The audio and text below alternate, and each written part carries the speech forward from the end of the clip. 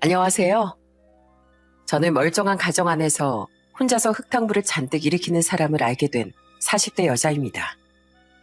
가족 구성원이 모두 다 좋은 사람이어도 한 명이 문제가 많으면 가족 전체가 피해를 입을 수밖에 없더라고요. 저희 가족 안에서 항상 문제를 일으키는 그 주인공은 바로 저희 시모인데요. 다시는 그러지 마셨으면 하는 마음에 사연을 써보게 되었습니다. 그럼 잘 들어주셨으면 좋겠습니다. 전 어릴 때부터 바닷가 마을에 살았습니다. 저희 아빠는 어부셨는데 아빠가 잡아오는 고기로 엄마가 회도 떠주고 매운탕도 끓여주시곤 했어요. 맨날 먹는 생선 요리인데도 그게 그렇게 맛이 있더라고요. 저희 아빠도 엄마가 끓인 매운탕에 소주 한잔하는 걸 그렇게 좋아하셨답니다. 이야, 역시 땀 흘린 뒤에 먹는 이 매운탕이 최고네, 최고야. 당신 이 정도면 식당에도 되겠어. 이거 우리 가족끼리만 먹기 너무 아까운데? 아빠가 그렇게 얘기하자 당시 초등학생이었던 제 남동생이 이러더라고요. 엄마가 식당 하면 바빠져서 우린 이제 못 먹는 거 아니에요? 난 평생 엄마가 끓여주는 매운탕이랑 엄마가 떠주는 회 먹고 싶은데. 그나저나 아빠, 내일도 고기 많이 잡아오세요.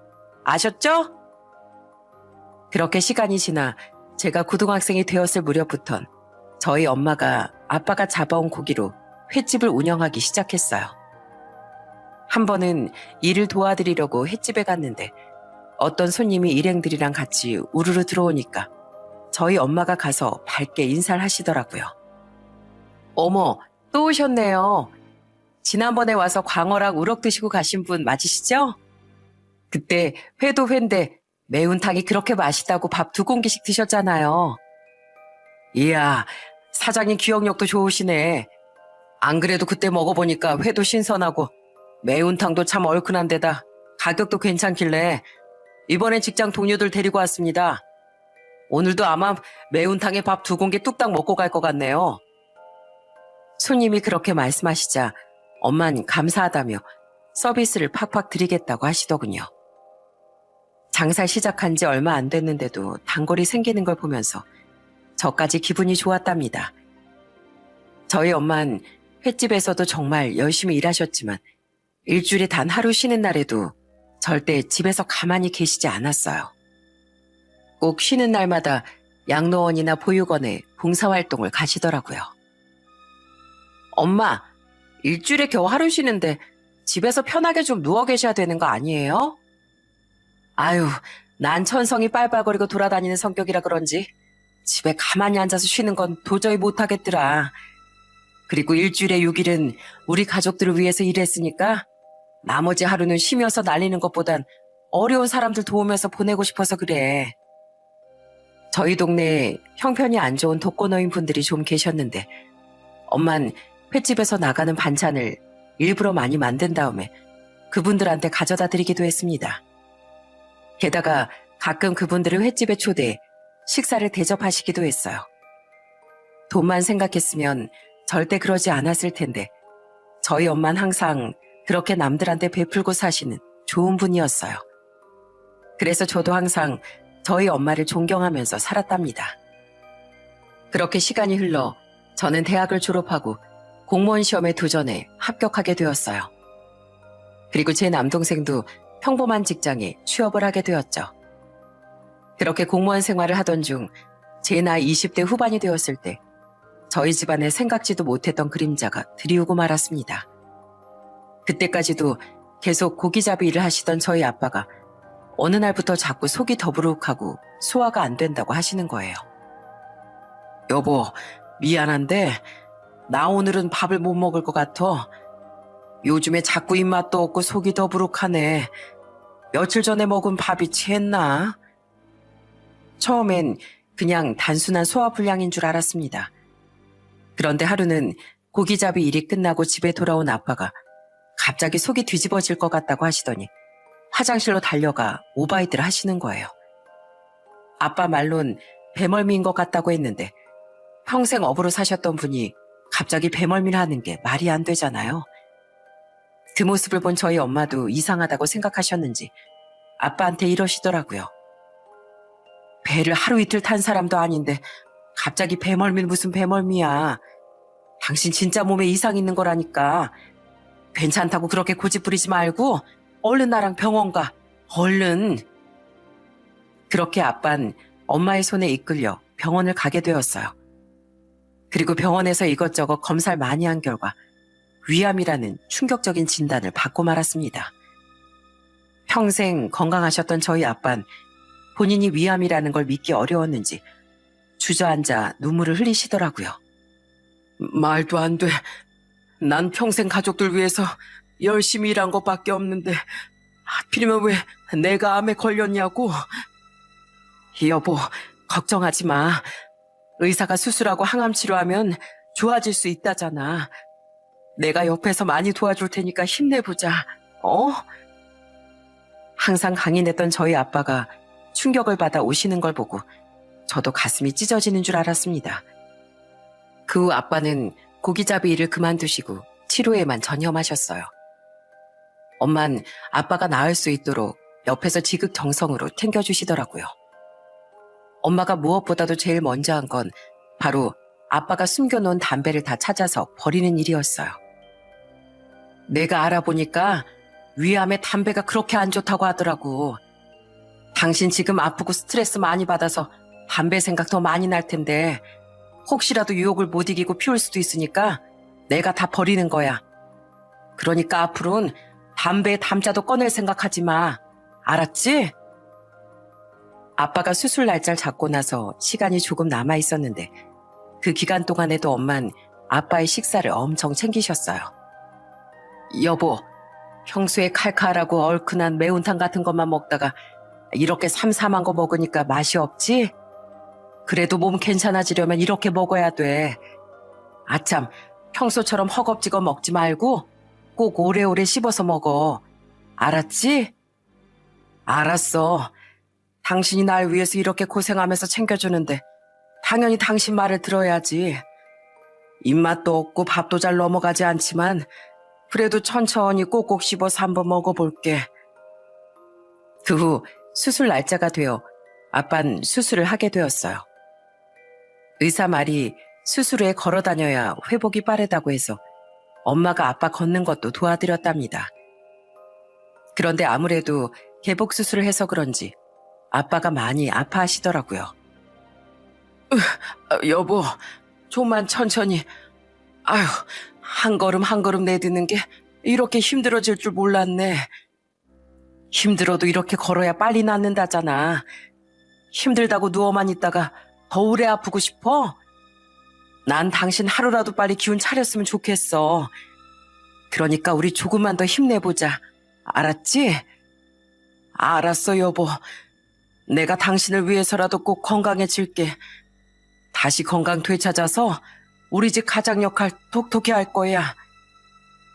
그 후 아빠는 퇴원을 하고 병원을 왔다 갔다 하면서 항암 치료를 받게 되었습니다.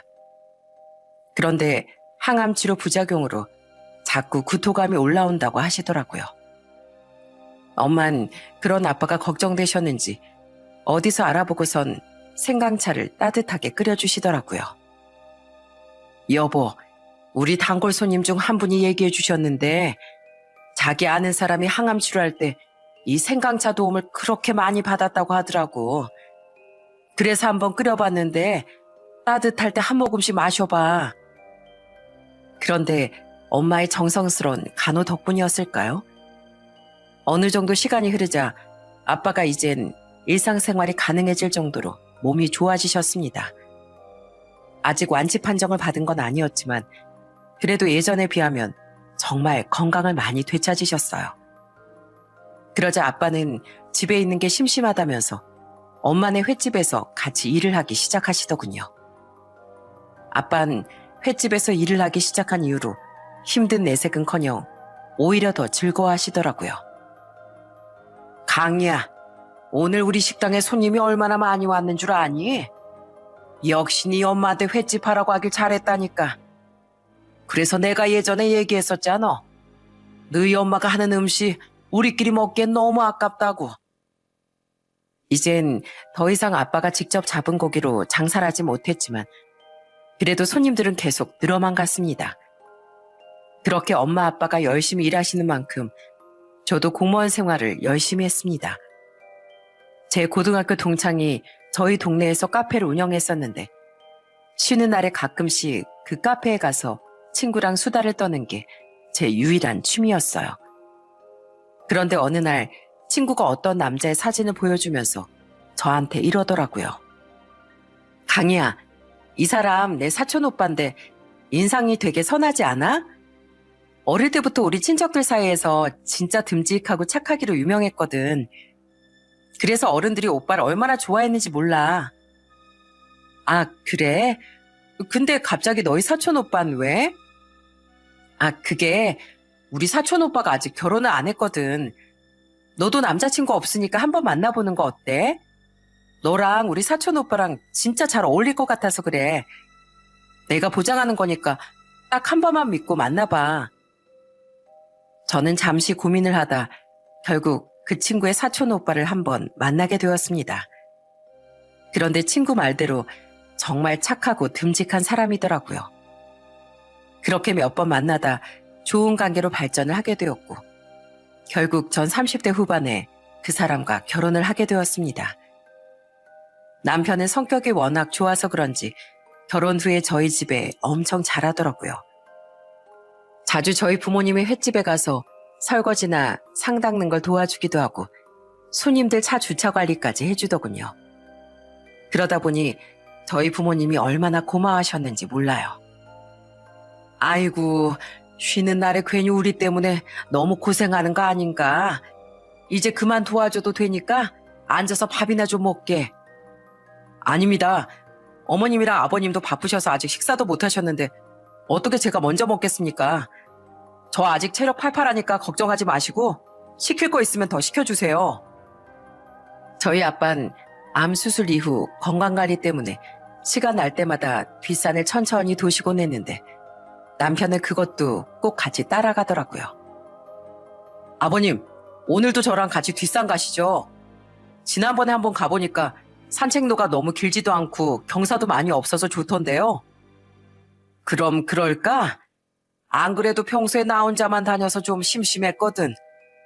그런데 지난번에 자네랑 같이 한번 가보니까 말동무도 생기고 너무 좋더라고. 그 산에 있는 운동기구들도 나 혼자 할 땐 재미없어서 잠깐만 하고 왔었는데 자네랑 같이 하니까 별거 아닌데도 엄청 재밌지 뭔가. 남편은 저희 부모님한테만 잘하는 게 아니라 제 남동생하고도 엄청 친하게 지냈어요. 제 남동생이 계속 지하철로 출퇴근을 하다가 좀 늦게 차를 샀는데 남편이 직접 운전 연수까지 시켜주더군요. 누난 어떻게 이런 천사 같은 매형이랑 결혼을 했어? 원래 가족끼리 운전 연수 시켜주면 서로 막 싸운다는데 매형은 나한테 짜증 한 번 안 내고 엄청 친절하게 가르쳐 주더라니까. 나도 이제 매형 덕분에 아주 운전 도사 되겠어. 아휴, 네 매형한테 운전 배우니까 그렇게 좋아? 너 그렇다고 해서 너무 자신만만하게 막 돌아다니면 안 된다. 그러다가 까딱 잘못하면 사고 나는 거야. 당연하지. 매형이 나한테 운전 연수하면서 안전운전하는 법도 얼마나 많이 알려줬는데 차간거리도 항상 적당하게 유지하고 차선 잘못 탔을 땐 무리하게 끼어들기보단 조금 돌아간 한이 있어도 안전하게 가기. 이거 말고도 얼마나 많은 걸 알려줬는지 알아? 매형만큼 친절한 운전 선생님도 없다니까. 남편이 저희 친정 식구들과 잘 지내는 것처럼 저도 시댁 식구들과 잘 지냈습니다. 결혼식이 끝난 후 신혼여행을 다녀와 처음 시댁에 갔을 때 시댁 식구들이 저한테 환영 파티를 해주셨는데 그게 얼마나 고마웠는지 모릅니다. 시댁에 딱 들어가자마자 고깔모자를 쓴 시누이가 케이크를 들고 반겨주더라고요. 새언니, 우리 가족 된 거 환영해요. 저 미운 시누이 집 같은 거 절대 안 할 거니까 우리 그냥 언니 동생처럼 친하게 지내요. 시댁 식구라고 어려워하지 말고 하고 싶은 말 있으면 언제든지 편하게 다 하셔도 되고요. 그래, 새아가. 나도 앞으로 널 딸처럼 생각할 테니까 너도 날 그냥 아버지처럼 편하게 생각해라.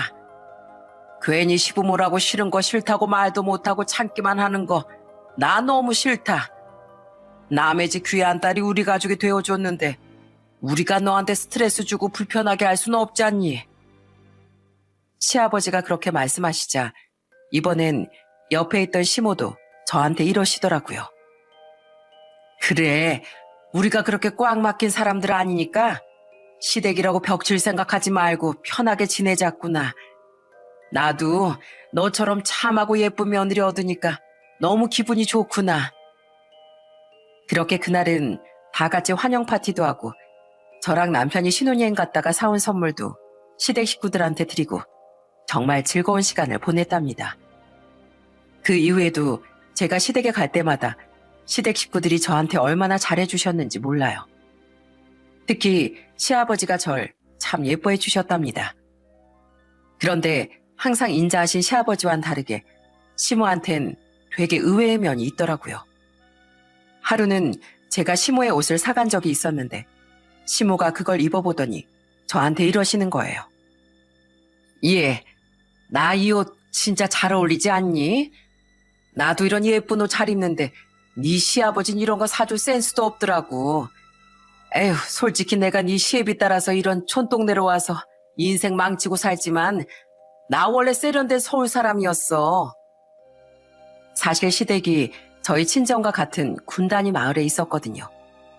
그런데 시모는 자기가 원래 시골 사람이 아니라 서울 사람이었다며 저한테 옛날 사진까지 보여주셨어요. 이것 좀 봐라.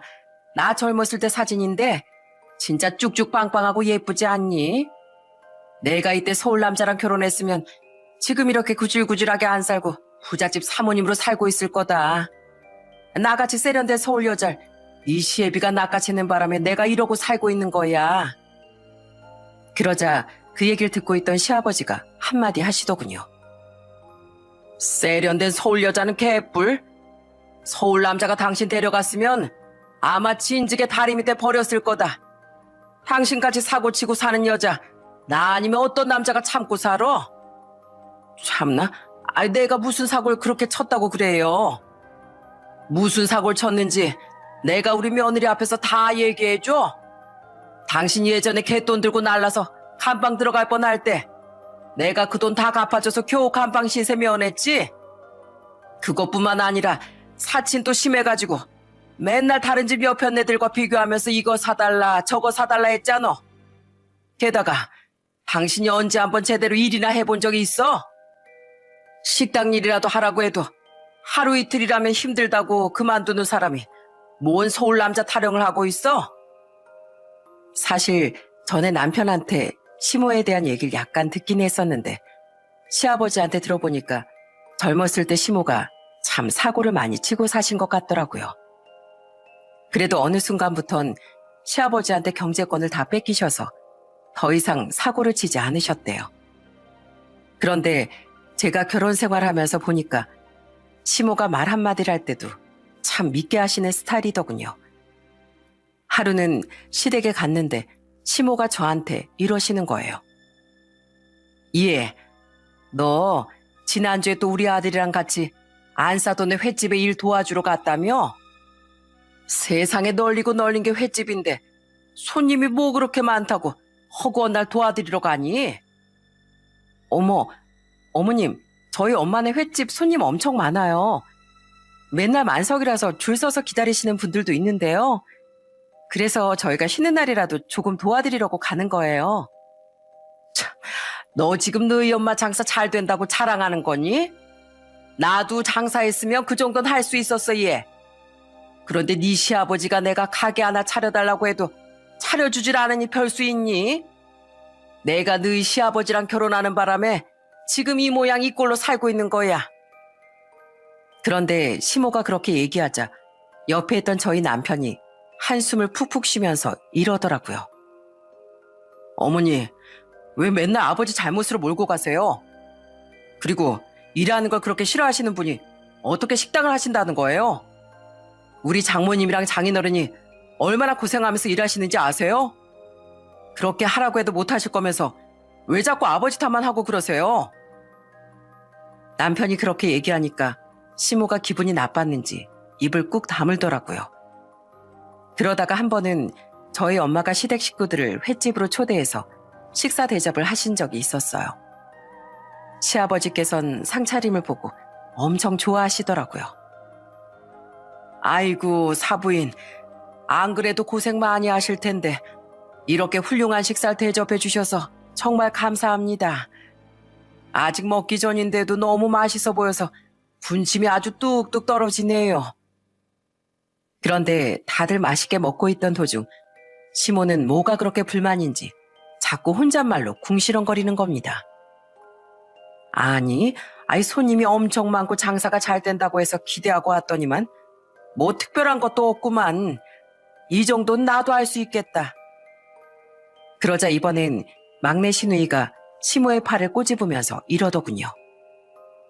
엄마, 제발 그 입 좀 조심해요. 맛있으면 맛있다고 얘기해주는 게 그렇게 싫어요? 엄마 심보 그렇게 못되겠으면 나중에 벌 받는 거예요. 참나, 내가 뭐 내 입으로 하고 싶은 말도 못해? 왜 다들 나만 가지고 난리야? 시몬 항상 본인이 최고이길 원해서 다른 사람들을 잘 인정하지 않으시는 것 같더군요. 그러다 보니 저렇게 툭툭 내뱉는 말에 기분이 나쁠 때도 있었지만 식구들이 먼저 나서서 한마디씩 해주니까 저도 크게 문제 삼진 않았습니다. 게다가 시모가 뭐라고 말씀하시든 간에 저희 엄마네 횟집이 장사가 잘 되는 건 사실이었기 때문에 별로 신경 쓰지 않았어요. 그런데 그 일이 있고 나서 한 달쯤 지났을 때 평소처럼 엄마랑 통화를 했는데 엄마가 한숨을 푹푹 쉬면서 이러시는 거예요. 강희야, 요즘에 자꾸 손님들 사이에서 이상한 얘기가 들리더라. 아니, 단골 손님들이 그러는데 우리 집 회가 신선하지 않다는 둥, 위생이 더럽다는 둥, 그런 얘기가 지인들 사이에서 돌고 있다는 거야. 그래도 단골 손님들은 믿고 계속 찾아와 주시긴 하는데 이러다가 손님 떨어질까 봐 정말 걱정이구나. 뭐라고요? 아니, 도대체 그런 소문이 왜 난 거예요? 경쟁 횟집에서 일부러 헛소문이라도 퍼뜨렸나? 안 그래도 네 아빠가 그 소문 누가 퍼뜨렸나 알아내려고 노력하고 있어. 그냥 넘어가려고 했는데 하도 그런 얘기가 자주 들려와서 말이야. 엄마가 횟집을 운영하면서 한 번도 그런 적이 없었는데 왜 그런 이상한 소문이 도는 건지 이해가 되지 않더라고요. 그런데 그 후에 제가 엄마한테 몇 번 다시 물어보니까 소문이 조금씩 잠잠해지고 있어서 그냥 냅둬도 될 것 같다고 하시더라고요. 그래서 저도 크게 걱정 안 해도 될 것 같다 싶어서 더 이상 신경 쓰지 않았습니다. 그 후 저는 평소처럼 시댁 식구들과 계속 잘 지냈어요. 그런데 한 번은 제가 막내 시누이 생일 때 향수랑 화장품을 선물했더니 시모가 그걸 보고 저한테 뭐라고 하시는 거예요. 예, 어째 지난번에 네가 나한테 줬던 화장품보다 이게 더 비싸 보인다. 네? 어머님한테 드린 게 한방 화장품이라서 더 비싼 건데요. 그래? 근데 왜 나한테 준 화장품은 디자인이 촌스럽고 우리 막내딸한테 준 화장품은 이렇게 세련된 거야? 너 지금 내가 화장품 잘 모른다고 거짓말하는 거니? 그러자 옆에 있던 남편이 시모한테 한마디 하더군요. 어머니, 이번에 왜 또 화장품 가지고 시비세요? 이 사람이 그때 어머니 화장품 사드린다고 몇 날 며칠 골랐는 줄 아세요? 화장품 가게 가서 테스트도 다 해보고 제일 좋은 걸로 사드린 거예요. 자꾸 그러실 거면 그냥 다음부터 이 사람 보고 어머니 생신 선물을 사지 말라고 할게요. 아니 뭘 또 사지 말라고 그래. 아니면 아닌 거지. 너도 참 유난이다. 그런데 시모는 그 이후에도 자꾸만 저를 불편하게 하시더군요. 특히 저희 엄마가 운영하는 횟집에 너무 관심이 많으셨어요. 한 달 매출이 얼마냐, 직원들 월급은 얼마씩 주냐, 꼬치꼬치 물어보시더군요. 제가 운영하는 게 아니라서 잘 모른다고 얘기하니까 저희 엄마한테 물어보고 말해달라길래 그건 안 된다고 했습니다. 그런데 한 번은 남편이 저희 엄마를 따라서 봉사활동을 갔다가 그게 너무 좋았다고 시댁에 얘기한 적이 있었는데 시모가 그걸 듣고선 저한테 이러는 거예요. 아니, 안 사돈 얼마나 시간과 돈이 남아돌길래 쉬는 날마다 봉사활동하고 반찬을 퍼주고 있으시다니. 그럴 돈 있으면 모르는 사람들한테 쓰지 말고 차라리 나한테 퍼주라고 해라. 내가 이 총구석으로 시집오는 바람에 젊은 시절 다 날리고 빚 갚느라 돈도 하나 못 모으고 수중에 이렇게 돈 한 푼 없잖니. 이 정도면 내가 불우이웃 아니냐? 어머님, 저희 엄마 시간이랑 돈이 남아돌아서 그러시는 거 아니에요. 어려운 사람들한테 뭐라도 하나 더 나누고 싶어서 그렇게 하시는 거라고요. 그리고 어머님은 지금 사지 멀쩡하고 몸도 건강하시지만 세상에 몸이 아파서 일 못하시는 분도 얼마나 많은 줄 아세요? 저희 엄마가 도와드리는 분들은 다 그런 분들이란 말이에요. 그러자 이번엔 저희 시아버지도 시모한테 버럭 화를 내시더군요. 당신은 진짜 생각하는 게 글러먹었어. 당신이 총구석으로 시집와서 돈 한 푼 없는 게 아니라 다 당신이 자초해서 그렇게 된 거잖아. 여태까지 우리가 빚 갚은 거 다 당신이 만든 빚인 거 몰라? 매번 이렇게 시아버지한테 구박을 받으시면서도 왜 자꾸 그런 이상한 소리를 하시는지 모르겠더라고요. 아마 평생 그렇게 살아오셔서 성격을 고치기 힘드신 것 같았어요. 그렇게 결혼 생활 하다가 저는 임신을 하게 되었습니다. 제 임신 소식에 양가 부모님이 엄청 좋아하셨는데 특히 시아버지가 무척이나 기뻐하셨어요. 며느라, 너 뭐 갖고 싶은 거 없니? 아니면 내가 용돈이라도 좀 줄까? 그러자 이번에도 시모가 툴툴거리면서 이러는 거예요. 나한텐 돈 없다고 하더니만 며느리한테 줄 용돈이 있나 보지? 그럴 돈 있으면 나한테나 좀 줘봐. 왜 마누라 나 몰라라고 며느리만 챙겨? 당신은 제발 조용히 좀 해. 우리 며느리가 임신했지 당신이 임신했어? 하여간에 욕심만 많아가지고선. 그렇게 전 양가 부모님들의 사랑을 듬뿍 받으며 하루하루 저희 아이가 세상에 나올 날을 기다렸답니다. 그렇게 제가 임신 7개월쯤 됐을 때 저희 둘째 시누이가 결혼을 한다고 하더군요.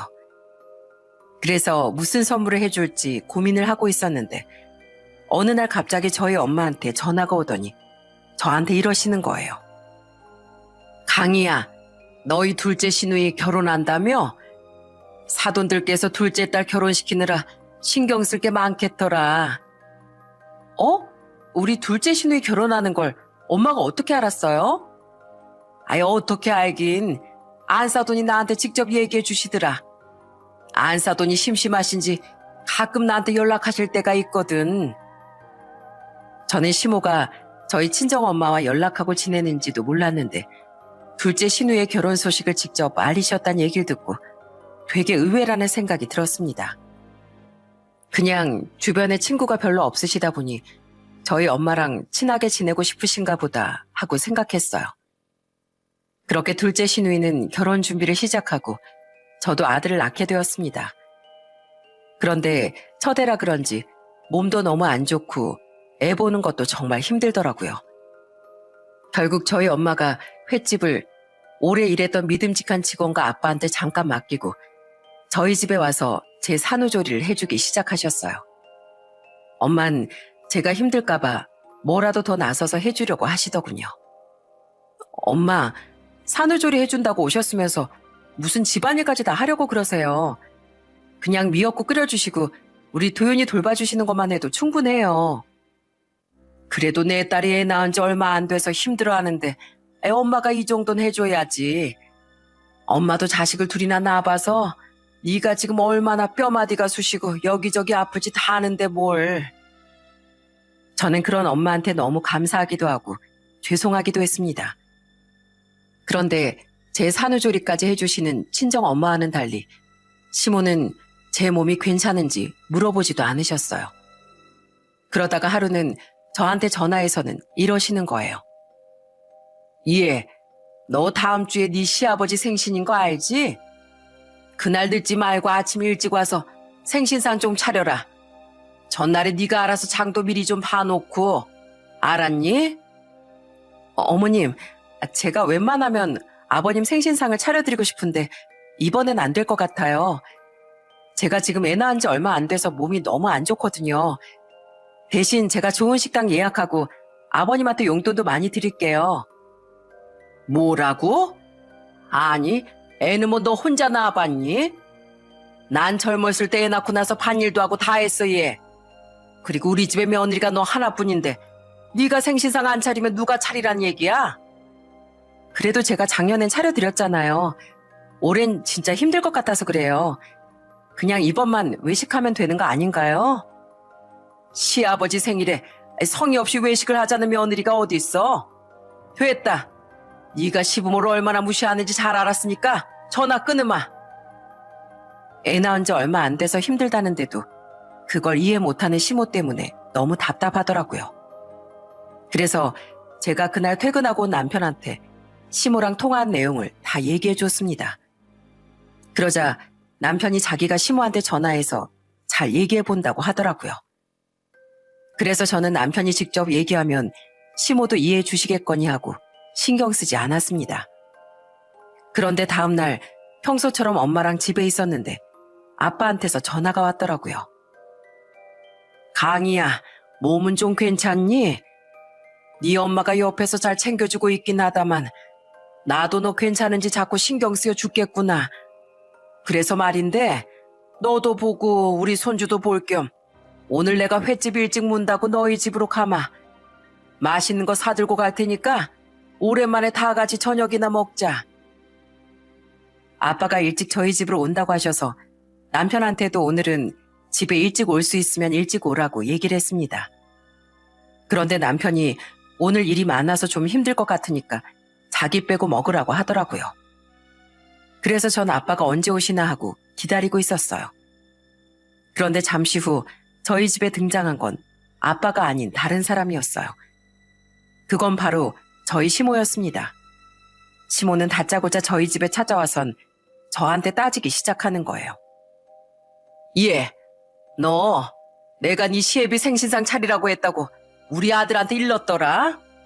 너 때문에 내가 우리 아들한테 싫은 소리를 얼마나 많이 들었는 줄 알아? 시애미가 하라면 할 것이지 어디서 그걸 홀라당치 남편한테 일러바치고 있어? 그런데 그때 시모의 얘기를 듣고 깜짝 놀란 저희 엄마가 시모한테 화를 내기 시작하셨어요. 저기요 사부인, 지금 이게 무슨 소리입니까? 애 낳은 지 얼마 되지도 않은 우리 딸 보고 바깥 사돈 생신상을 차리라뇨? 지금 우리 딸 몸도 안 좋아서 밥 한 끼도 제가 다 챙겨주고 있는데 손주 낳은 며느리한테 너무하시는 거 아닙니까? 너무하기 뭐가 너무해요? 우리 집에 며느리가 얘 하나뿐인데 아무리 몸이 안 좋아도 당연히 달려와서 생신상을 차려야죠. 사부인이 그렇게 오냐오냐 키우니까 얘가 시엠이 무서운 줄도 모르고 지 남편한테 일러 바치긴 하는 겁니다. 뭐라고요? 아니, 우리 딸 처음 결혼시켰을 때 시댁 식구라고 어려워하지 말고 편하게 하라고 하셨다면서요? 근데 지금 우리 딸한테 시집살이 시키는 겁니까? 우리 강희가 사부인 딸이었어도 이런 식으로 하시겠어요? 그래도 며느리 며느리고 시어머니 시어머니죠. 세상에 시어머니가 생신상 차리라는데 지 몸 좀 아프다고 따박따박 대들고 거부하는 며느리가 어디 있답니까? 그리고 딸이 애 낳았다고 산후조리까지 해준다면서 유난 떠시는 것 같은데 그렇게 딸이 소중하면 못난 딸 대신 사부인이 대신 생신상 차리시던가요. 딸이 못하면 엄마라도 대신해야 되는 거 아니겠습니까? 세상에 그놈의 생신상이 뭐라고 저희 엄마한테 그런 막말까지 하는 걸 보니까 정말 못 참겠더라고요. 그래서 시모한테 한마디 하려는데 갑자기 현관에서 초인종이 울리는 거예요. 가서 문을 열어보니까 저희 아빠가 잔뜩 화난 얼굴로 집안에 성큼성큼 들어오시더군요. 사부인, 지금 이게 어떻게 된 겁니까? 제가 현관 앞에서 잠깐 들었는데 우리 딸한테 바깥사돈 생신상을 차리라고 했다고요? 게다가 우리 강희가 못 차리면 우리 안 사람 보고 하라고 그러시는 것 같던데 제가 뭐 잘못 들은 거 아니죠? 목소리가 어찌나 크시면 현관 밖에까지 아주 쩌렁쩌렁 울립디다. 사부인 원래 이런 분이셨습니까? 참나, 딸이 못 차리면 엄마가 대신 차리라고 한 건데 그게 뭐가 어때서요? 딸 자식이 며느리 노릇도 안 하게끔 키웠으면 엄마라도 그 역할을 대신해야 될 거 아닙니까? 뭐라고요? 도대체 그놈의 생신상이 뭐라고 우리 집에 찾아와서 그런 말도 안 되는 헛소리를 하시는 거예요? 설마 지금 우리가 돈 안 빌려줬다고 일부러 이러시는 겁니까? 저는 갑자기 돈 얘기를 하는 아빠의 말을 듣고 깜짝 놀라고 말았어요. 저는 전혀 처음 듣는 얘기였거든요.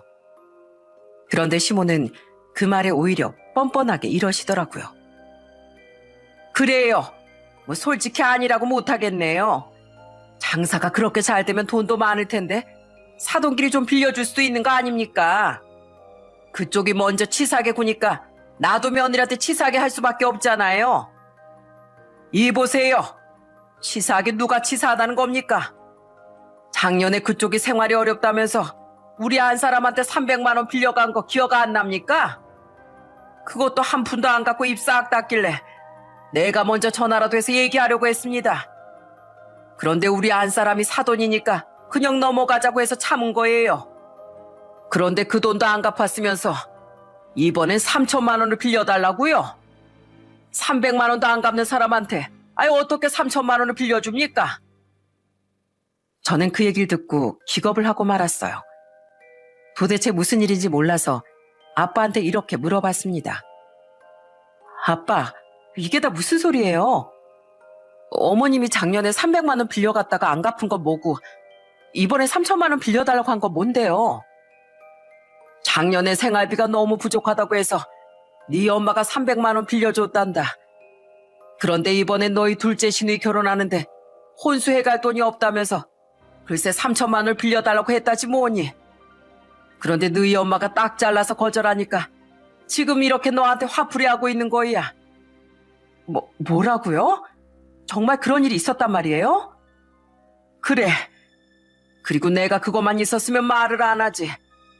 너 작년에 우리 횟집에 안 좋은 소문 돌았던 거 알지? 내가 단골 손님들 통해서 누가 그런 소문을 퍼뜨렸나 알아보니까 바로 너희 시어머니가 퍼뜨렸다더구나. 솔직히 그때도 엄청 화났었는데 그래도 우리가 사돈이니까 한번 눈 감고 넘어간 거야. 세상에, 그때 그 헛소문을 퍼뜨린 게 저희 시모였다니. 저는 뒤통수를 맞은 기분에 머리가 얼얼하더군요. 그런데 저희 아빠가 그렇게 얘기하니까 시모가 발뺌을 하기 시작하는 거예요. 이 보세요. 제가 무슨 헛소문을 퍼뜨렸다는 겁니까? 증거 있어요? 증거 있냐고요? 예, 있습니다. 이미 증인들도 다 있고요. 그쪽이 여러 사람들한테 문자로 헛소문 퍼뜨린 것도 다 가지고 있습니다. 내가 웬만하면 사돈이라서 그냥 넘어가려고 했는데 오늘 이렇게까지 하는 거 보니까 도저히 못 참겠네요. 세상에, 사돈네 식당을 해코지 하는 걸로도 모자라 돈 안 빌려줬다는 이유로 이젠 우리 딸이랑 안 사람까지 괴롭혀요? 내가 당신 사돈이고 뭐고 경찰에 신고할 겁니다. 허위사실 유포로 인한 영업방해로 신고할 테니까 그런 줄 아세요. 아빠가 그렇게 소리치자 시모의 얼굴이 새파랗게 질리더니 벌벌 떨기 시작하더군요. 저기요, 바깥사돈. 제가 정말 잘못했습니다. 제가 실은 돈이 너무 필요했는데 돈이 있는데도 안 빌려주시니까 너무 서운해서 그랬어요. 그리고 헛소문 퍼뜨린 것도 괜히 질투나서 그랬던 겁니다. 전 총구소로 시집와서 구질구질하게 사는데 같은 지역에 살면서도 장사 잘 되는 식당 운영하면서 사시는 게 부러워서 그랬어요. 제가 이렇게 사과할 테니까 제발 신고만큼은 하지 말아주세요. 예? 그러자 이번엔 저희 엄마까지 나서서 한마디 하시더군요. 됐으니까 그냥 나가세요. 이제 와서 사과해봤자 소용없습니다. 저희가 그래도 그동안 사돈이라고 그냥 넘어갔는데 우리 딸한테까지 이렇게 행패 부리는 걸 보니 저도 더 이상은 못 참겠다고요. 이보세요, 사부인. 제가 이렇게 빌겠습니다. 제발 한 번만 다시 생각해 주시면 안 될까요? 사부인 원래 마음이 너그러우신 분이잖아요. 내가 마음을 너그럽게 쓰고 말을 유하게 하니까 그쪽이 만만하게 본 거잖아요. 근데요, 저도 나름 독한 사람입니다. 그러니까 그냥 법적 처벌 받을 생각이나 하세요. 아시겠어요? 저 역시도 머리끝까지 화가 나 시모한테 크게 화를 냈습니다. 어머님, 진짜 해도 해도 너무하시네요. 저희 부모님을 대체 얼마나 만만하게 보셨으면 이런 짓까지 하세요? 전 어머님이 평소에 불평불만도 많고 남을 까내리는 말씀도 많이 하셨지만 그래도 이렇게까지 남한테 피해주는 사람인 줄 몰랐어요. 그런데 이제 보니까 제가 생각한 것보다 훨씬 더 나쁜 분이셨네요. 저요, 저희 부모님한테 이런 식으로 하시는 분 시어머니로 모시고 싶지 않아요. 그러니까 당장 여기서 나가세요. 당장 나가시라고요. 시모는 경찰에 신고하는 게 무서웠는지 계속해서 저랑 저희 부모님한테 빌었지만 결국은 저희 집에서 쫓겨나고 말았어요. 나중에 퇴근하고 온 남편이 이 얘기를 듣고 엄청 화가 났는지 바로 시댁으로 달려가더라고요. 거기서 한바탕 하고 왔는지 집에 돌아와서도 한참을 씩씩거리더군요. 그런데 며칠 후 이 모든 상황을 알게 된 시아버지가 사과를 하겠다면서 저희 집으로 찾아오셨습니다. 사부인, 정말 죄송합니다. 저희 한 사람이 원래 예전부터 돈 문제가 많은 여편네인 줄은 알고 있었지만 사부인네 식당에 헛소문까지 퍼뜨렸을 줄은 정말 몰랐습니다. 그 헛소문 때문에 영업에 피해 많이 생기셨을 텐데 제가 대신 이렇게 사과드리겠습니다. 아유, 괜찮습니다. 그래도 저희 단골 손님분들이 그 헛소문을 안 믿고 저희 식당을 믿어주셔서 그렇게까지 큰 타격은 없었어요. 그나저나 둘째 딸 결혼시키시는데 못 도와드려서 죄송합니다. 저희도 웬만하면 도와드리고 싶은데 안 써더니 한 번 돈을 안 갚으신 적이 있다 보니까 선뜻 빌려드리기가 어려웠네요. 아닙니다. 그 돈 안 빌려주신 거 정말 잘하신 겁니다. 그 여편네가 우리 둘째 딸 혼수 비용 부족하다고 얘기한 거 다 거짓말이에요. 무슨 그런 말도 안 되는 거짓말을 했냐고 제가 추궁하니까 누가 어느 땅에 투자하면 좋다고 해서 사부인한테 돈 빌려서 투자하려고 했다지 뭡니까? 그런데 워낙에 젊었을 때부터 사고 많이 치던 사람이라 아마 그 얘기도 진짜가 아닐 수도 있습니다. 제가 그래서 진즉에 경제권을 뺏었었는데 자기가 마음대로 쓸 수 있는 돈이 없다 보니까 사돈들께 그런 민폐를 끼쳤나 봅니다. 제가 다신 그런 짓 못하게 아주 단단히 혼낼 테니까 이제 걱정하지 마세요. 아유, 그렇다고 또 너무 심하게 뭐라고 하지 마세요. 돈 나올 구멍도 없고 얼마나 답답했으면 그런 거짓말까지 하셨겠어요. 물론 그게 잘했다는 건 절대 아닙니다. 이제 저희도 안사돈이 어떤 분인지 잘 알았으니까 다음번에 이런 일이 또 있더라도 저희 쪽에서 잘 알아서 거절하겠습니다. 아이고, 감사합니다. 저희 한 사람 때문에 이렇게 큰 소동이 일어났는데 넓은 마음으로 이해해 주시니 정말 감사하네요. 저희 한 사람이 작년에 빌려간 300만 원은 제가 오늘 바로 입금해 드리겠습니다. 이자까지 쳐서 입금해 드릴 테니까 꼭 받아주세요. 그렇게 시아버지가 저희 부모님한테 돈을 갚으시고 저희 부모님은 남편을 봐서 시모를 영업방해로 고소한 걸 취하해 주셨어요. 그런데 고소는 면했지만 시모가 면하지 못한 게 하나 있었습니다. 그건 바로 가족들한테 모두 외면을 받고 말았다는 거예요. 저희 남편도 시모한테 너무 화가 나 당분간 안 보고 지낼 거라고 하고 이 일을 알게 된 시누이들도 시모한테 완전히 질렸다면서 엄마 취급도 안 해주더라고요. 그래서 시모 생일 때 아무도 안 찾아갔는데 시모가 저한테 전화해서는 하소연을 하시는 거예요. 애미야, 내가 너한테 정말 미안하다. 내가 너랑 사돈 들게 못할 짓을 하는 바람에 생일날 미역국도 하나 못 먹고 이렇게 쓸쓸하게 보내는구나. 그래도 예전엔 잔소리해주는 가족이라도 있었는데 이젠 나한테 아무도 관심을 안 가져주니 정말 서러워 죽겠다. 너라도 날 좀 용서해주면 안 되겠니? 어머님, 저는요, 어머님이 평소에 저한테 좀 기분 나쁘게 말씀하실 때도 다 참았어요. 그런데 저희 부모님한테까지 그런 식으로 하시는 거 보니까 어머님을 용서하고 싶은 마음이 전혀 들질 않네요. 그러니까 내가 이렇게 사과하잖니. 나도 내가 얼마나 잘못했는지 잘 알고 있다. 그러니 마음씨 넓은 네가 한 번만 이해해주면 안 되는 거니? 그런데 그때 옆에서 전화 내용을 듣고 있던 남편이 제 휴대폰을 뺏어가서는 시모한테 이러더군요. 어머니, 이 사람한테 용서해달라 말라 하지 마세요. 사람이 해도 된 행동이 있고 해선 안 된 행동이 있는데 어머니는 해선 안 된 행동을 몇 번이나 하셨잖아요.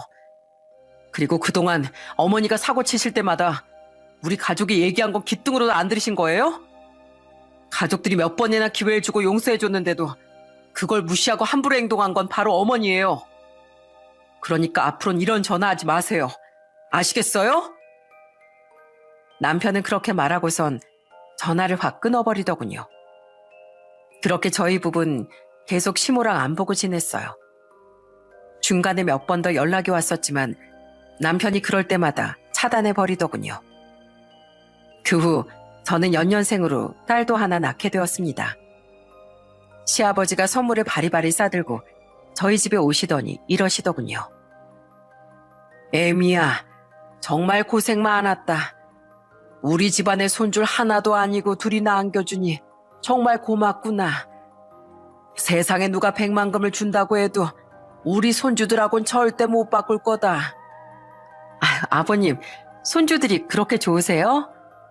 아버님이 우리 애들을 너무 예뻐해 주시니까 우리 애들도 아버님만 보면 이렇게 빵긋빵긋 웃잖아요. 이러다가 나중에 우리 애들이 엄마가 아니라 할아버지랑 산다고 할까봐 걱정이에요. 아이고, 그래주면 나야 좋아서 팔짝팔짝 뛰지. 그나저나 네 시애미한테 연락 없었지? 안 그래도 오늘 내가 너희 집 온다고 하니까 자기도 손녀딸 보러 가고 싶다고 나한테 조르길래 내가 절대 안 된다고 했다. 제대로 정신 차릴 때까지 손주들도 보지 말고 괜히 며느리한테 전화해서 귀찮게 하지도 말라고 내 단단히 얘기해놨으니까 아마 당분간 너한테 전화도 안 올 거다. 말론 잘못했다고 하는데 몇십 년 동안 그렇게 산 인간이 뭐 금방 고쳐지겠니? 괜히 우리 손주들한테 안 좋은 영향 끼치면 안 되니까 당분간 안 오는 게 맞지. 저 역시도 아직은 시모한테 저희 애들을 보여주고 싶은 마음이 안 생기더라고요. 아마 시모는 그동안 그렇게 막무가내로 살면서도 이렇게 될 줄은 모르셨겠죠. 그러게 가족들이 몇 번 사고친 걸 이해해주고 잔소리를 할 때 들었어야 하는데 계속 본인 하고 싶은 대로만 하시다가 이렇게 된 것 같아요. 우리나라 속담 중에 좋은 약이 입에는 쓰다라는 말이 있죠. 물론 사람이라면 당연히 주변 사람이 쓴소리를 하는 게 듣기 싫을 수 있습니다. 하지만 한 사람도 아니고 여러 사람이, 그것도 가장 가까운 가족들이 얘기하는 거라면 귀 기울여 듣는 자세가 필요한 것 같아요. 원래 사람은 자기 자신을 객관적으로 바라볼 수 없기 때문에 그런 쓴소리를 통해 자신을 반성하고 고쳐나가면서 좋은 사람이 될 수 있는 거잖아요. 그런데 저희 시모는 그런 기회가 많이 있었는데도 쓴소리를 받아들이지 못해서 결국엔 가족들한테 외면까지 받고 말았네요. 저는 앞으로 애들을 키우면서 남에게 피해를 주지 않고 잘못한 점은 반성할 수 있는 아이들로 키우고 싶습니다. 그런 바른 사람으로 자라야 주변 사람들도 좋고 저희 애들한테도 좋은 거니까요. 아직 저도 완벽한 엄마가 아니라 공부할 것도 많고 앞으로 애들을 키우면서 인내할 것도 많겠지만 저희 애들을 좋은 사람으로 키우기 위해 감내할 자신이 있습니다. 저희 부모님이 그러셨던 것처럼 저도 애들을 위해서 최선을 다할 거예요. 여러분, 혹시라도 가족들 중에 저희 시모처럼 잘못된 행동을 하는 사람이 있다면 꼭 진심을 다해 잘못을 짚어주세요. 물론 그런다고 해서 다 고쳐지는 건 아니겠지만 적어도 고칠 수 있는 기회만큼은 줄 수 있는 거잖아요. 그럼 제 사연을 들으시는 모든 분들의 가정이 평안하길 바라며 이만 제 이야기를 마치도록 하겠습니다. 요즘 날씨가 너무 추워지고 있는데 다들 감기 조심하시고요. 끝까지 들어주셔서 정말 감사합니다.